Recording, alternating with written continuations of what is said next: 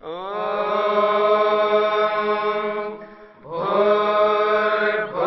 स्वः तत्सवितुर्वरेण्यं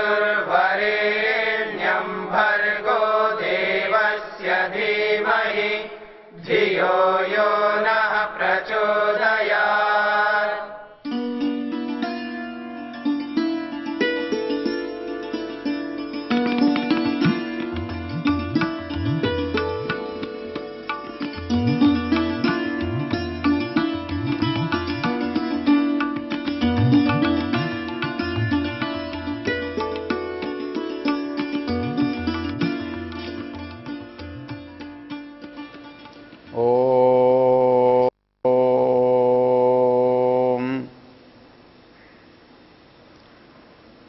मनुष्य का जो स्वभाव है, मनुष्य स्वभाव को हम प्रकृति के सामान्य स्वभाव से पृथक करके आत्मा के स्वभाव से जब हम जोड़ने का यत्न करते हैं, तब हमें व्यवस्था और नियम की आवश्यकता पड़ती है। प्रकृति में अपना एक नियम चलता है और प्रकृति के अस्तित्व के लिए प्रकृति में उस नियम की स्थापना की गई है। पानी ऊपर से नीचे गिरता है, पहाड़ से नीचे की ओर बहता है, बहता हुआ समुद्र तक चला जाता है। तो उसके बाद यदि हमें वर्षा चाहिए तो हमें एक व्यवस्था करनी पड़ती है कि पानी को ऊपर कैसे उठाया जाए। प्रकृति ने वहां भी नियम बनाया हुआ है और उस नियम से पानी सूर्य के ताप से ऊपर चला जाता है। तो एक सामान्य नियम पानी का नीचे बहना और एक विशेष नियम पानी का ऊपर उठना। तो वैसे ही मनुष्य जीवन में एक तो स्वभाव है, प्रकृति है, वो सामान्य नियम है और जो उस सामान्य नियम के अंतर्गत आता है वो होता रहता है। लेकिन जब हम उसको विशेष में परिवर्तित करना चाहते हैं तो हमें दूसरी व्यवस्था लेनी पड़ती है, दूसरी व्यवस्था करनी पड़ती है। पशु हैं, पक्षी हैं, मनुष्य हैं, स्वभाव से स्वार्थ प्रेरित होते हैं। वो अपनी सुरक्षा के लिए, अपने लाभ के लिए काम करते रहते हैं। लेकिन ये जो प्रवृत्ति है सभी की इस ओर चले तो इसमें संकट उत्पन्न होता है। वो संकट ये उत्पन्न होता है, वो लाभ हम प्राप्त कैसे करते हैं उसका भी एक प्राकृतिक नियम है। जिसके पास जितनी अधिक बुद्धि है, चतुराई है, सामर्थ्य है, वो उतना ही अधिक लाभ का संग्रह कर सकता है। और ऐसा यदि हम सब करते रहते हैं तो संसार में निश्चित रूप से कहीं पर शून्य होगा और कहीं पर बहुत बड़ा ढेर होगा। चाहे वो धन है, चाहे साधन है, चाहे ज्ञान है, चाहे बल है, वो एक ही जगह पर एक ही तरीके से एकत्रित होगा तो दूसरा उससे प्रभावित अवश्य होगा। जैसे इस संसार में जो भार है, वजन है, वो तो उतना ही रहता है। हम यदि एक स्थान की मिट्टी उठाकर दूसरे स्थान पर डालते हैं तो उससे पृथ्वी के भार में क्या अंतर आता है। एक स्थान रिक्त हो जाता है, दूसरा स्थान भर जाता है, लेकिन उसका जो मूल है वो उतना का उतना ही रहता है। इसी प्रकार से जहां आप उन्नति चाहते हो या संग्रह चाहते हो, यदि आप उस संग्रह को करोगे तो प्रकृति में जो पदार्थ हैं उनका संग्रह करते हुए एक स्थान पर न्यूनता है वो दूसरे स्थान पर अधिकता में परिवर्तित हो जाएगा। लेकिन ऐसा होना पशुओं में तो ठीक है, जड़ में कोई मूल्य नहीं रखता, कोई महत्व नहीं रखता। आप एक जगह गड्ढा खोद दें और दूसरी जगह ऊंचा ढेर लगा दें, पहाड़ बना दें, उससे प्रकृति में क्या अंतर आता है? प्रकृति पर क्या प्रभाव पड़ता है? कुछ भी नहीं। इसीलिए कहीं पर पर्वत हैं, कहीं पर सागर है। तो हम इसके परिवर्तन से प्रकृति को बहुत प्रभावित नहीं करते, उसका कोई हानि लाभ कम अधिक नहीं होता। लेकिन मनुष्य यदि अपने धन को बढ़ाता है तो वो बढ़ते समय किसी दूसरे स्थान से कम होता है, क्योंकि वो धन प्रकृति की तरह व्यक्तियों में है, व्यक्ति के अधिकार में है, वो उसके बल ज्ञान में संग्रहित है। जब हम किसी की भूमि लेते हैं तो वो भूमि का मालिक हमें बेचता है, देता है, हम छीनते हैं, तो एक से जाती है, दूसरे को मिलती है। ऐसे ही धन, सोना, चांदी हम किसी से लेते हैं और किसी के पास वो संग्रह होता है, तो जिससे लेते हैं उसके पास कम हो जाता है। इसी तरह से संसार के और पदार्थों के बारे में भी है। प्रकृति पर तो कोई विशेष प्रभाव नहीं पड़ता। जो मनुष्य से भिन्न प्राणी हैं उन पर जो होने वाला प्रभाव है, उस प्रभाव को वो हटा नहीं सकते। कोई दूसरा प्राणी यदि उनसे छीन लेता है तो बलवान हैं तो बचा लेते हैं, निर्बल हैं तो मर जाते हैं, भाग जाते हैं। इसलिए जो बलवान है वही उसका नेतृत्व करता है, उसका स्वामी बनता है।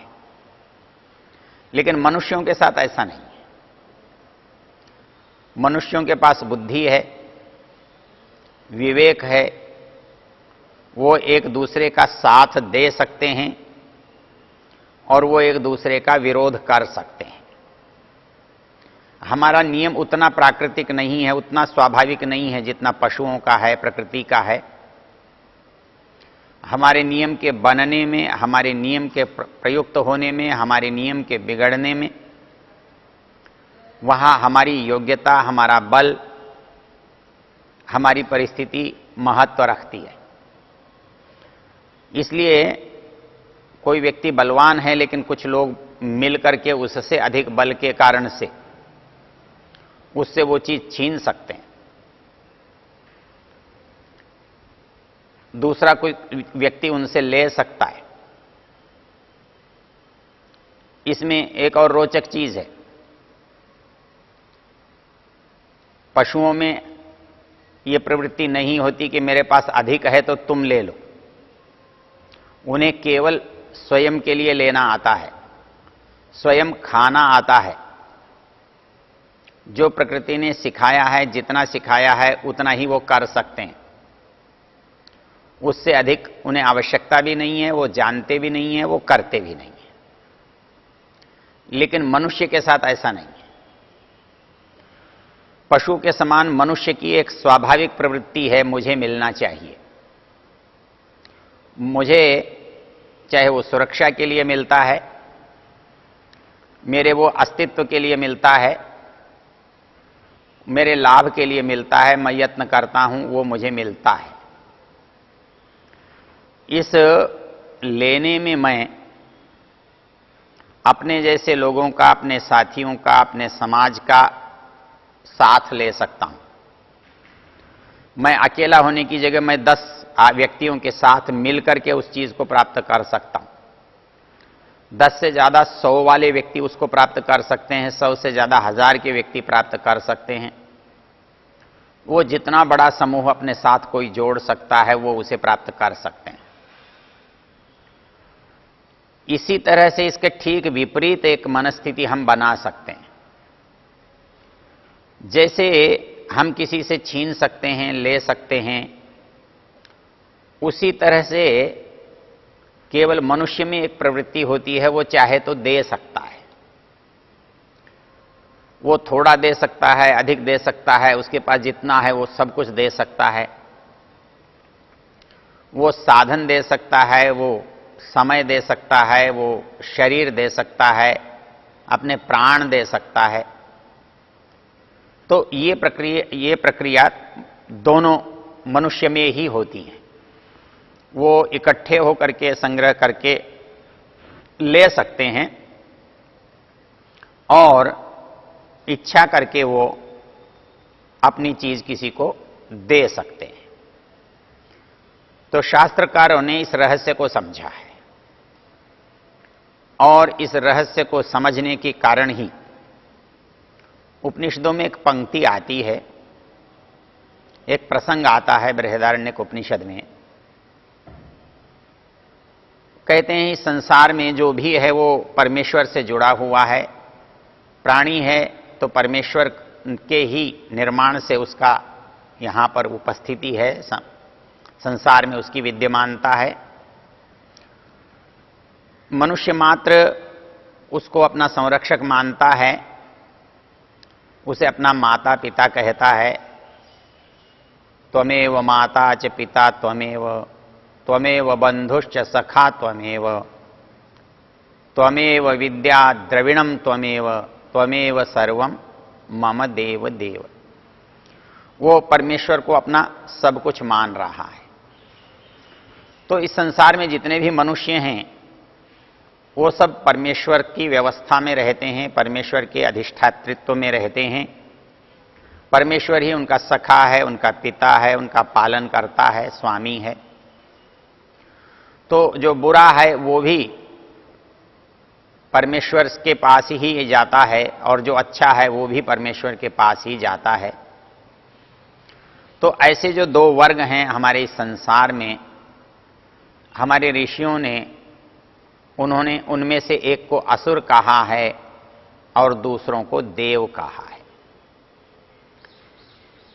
मनुष्य की जो प्रवृत्ति है उसको समझने के लिए उन्होंने इसके 3 विभाग किए हैं। जो मनुष्य से नीचे है उसे हम असुर कहते हैं, जो मनुष्य से ऊपर है उसे देव कहते हैं। इस प्रकार ये जो 2 विभाग हैं वो 3 में बदल जाते हैं।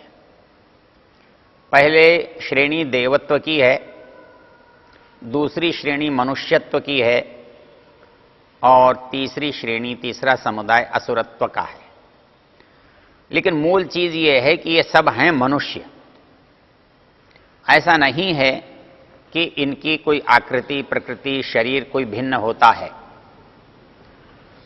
केवल ये अपने व्यवहार के कारण, अपने ज्ञान के कारण, अपनी प्रवृत्तियों के कारण भिन्न होते हैं।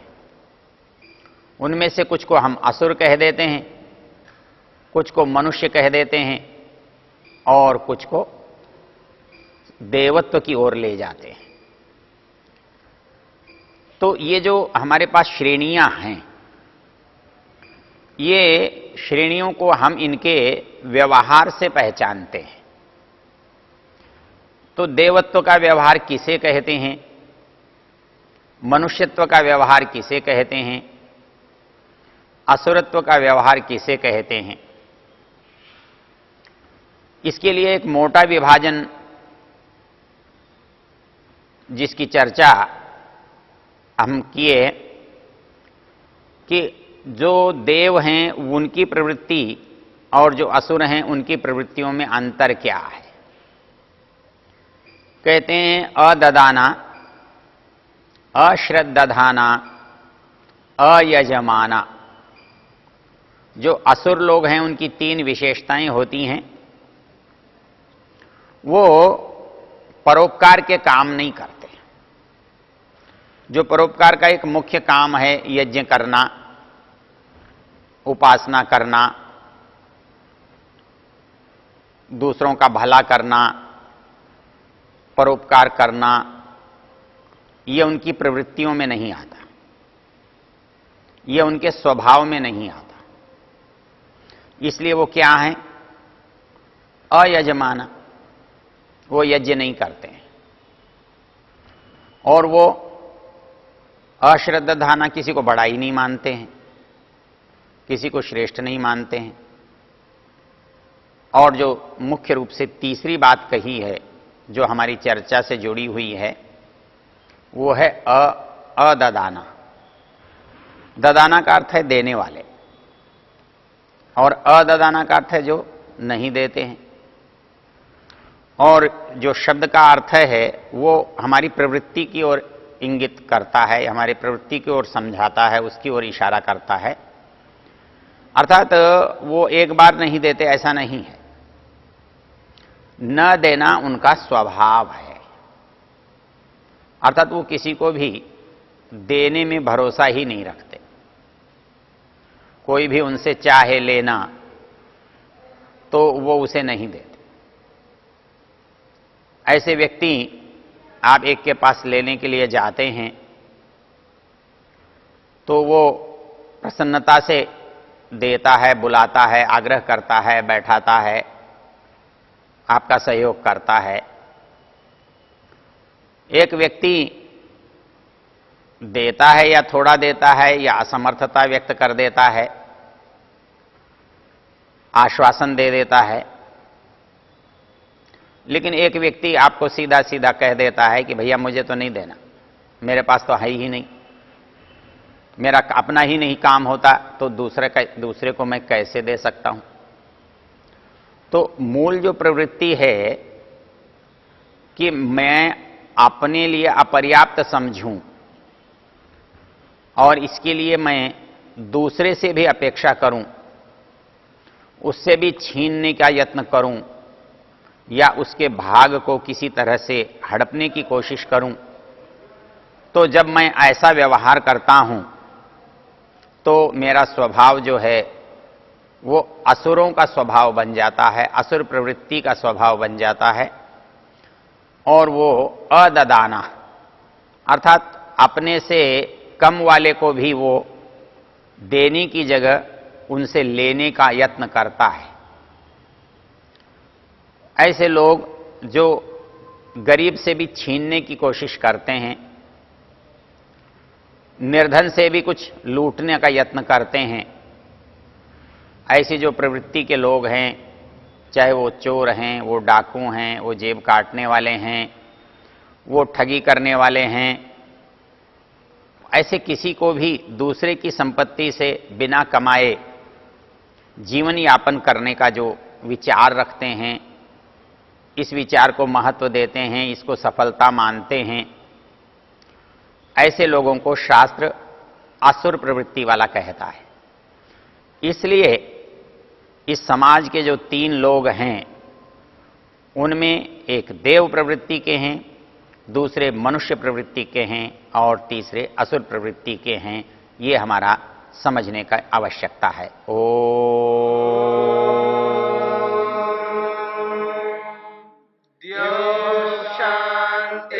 शांतिरंतरिक्षं शांति पृथिवी शांतिरापः शांतिरोषधयः शांतिः वनस्पतयः शांतिर्विश्वे देवा शांतिर्ब्रह्म शांति सर्वं शांति शांतिरेव शांति क्षमा शांतिरेधि।